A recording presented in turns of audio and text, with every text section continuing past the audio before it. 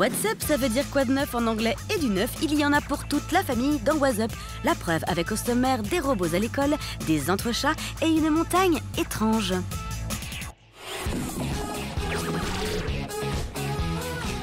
Aujourd'hui, on découvre une école pas comme les autres avec Samuel, Lucas et d'autres téléspectateurs de Gulli. Salut What's Up! Ça vous dit d'apprendre à coder avec nous? On vous suit? Mais ça veut dire quoi exactement, coder?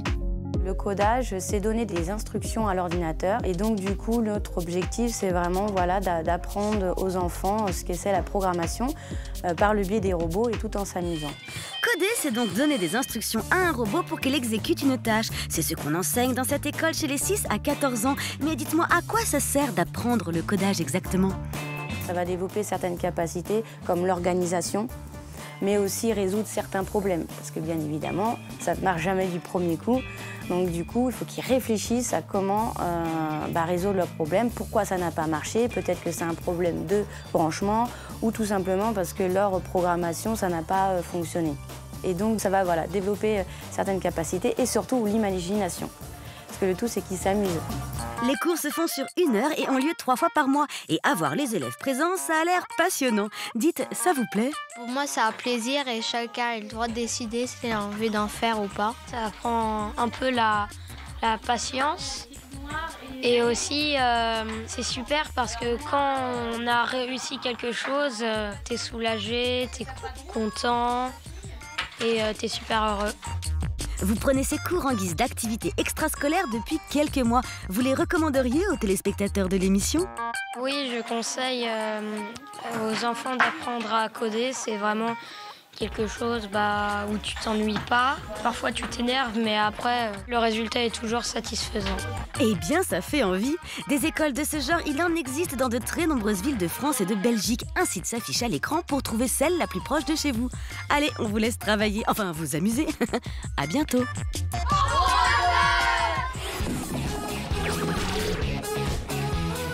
Le 2e tome de la bande dessinée Danse avec moi vient de sortir. On y retrouve Céleste, une ado qui n'était pas très bien dans sa peau, mais qui, grâce à la danse, a commencé à reprendre confiance en elle. Dans le tome 1, elle avait entamé des cours de hip-hop et y avait rencontré de nouveaux amis, Linette, Salim, Rachel et Aloïs. Ensemble, ils forment désormais une troupe qui s'appelle les M5 ou les Magical 5.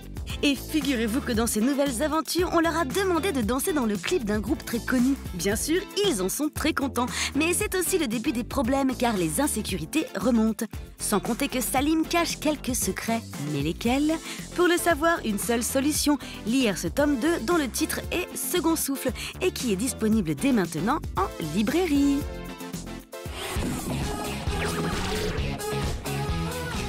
On termine en allant à Copenhague, au Danemark, où le toit d'un incinérateur de déchets a été transformé en piste de ski.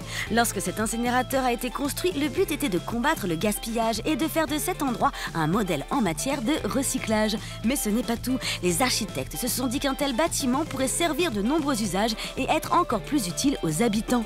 Résultat, ils y ont construit un mur d'escalade, un parc urbain et une piste de ski sèche, c'est-à-dire une piste sans neige et donc utilisable toute l'année. Grâce à un sol particulier et un vrai tire-fesse, les Copenhaguois peuvent ainsi venir dévaler cette pente en toute saison. Cette piste est divisée en 3 zones. Celle du haut est destinée aux skieurs ayant un très bon niveau. Le milieu et le bas sont pour les débutants.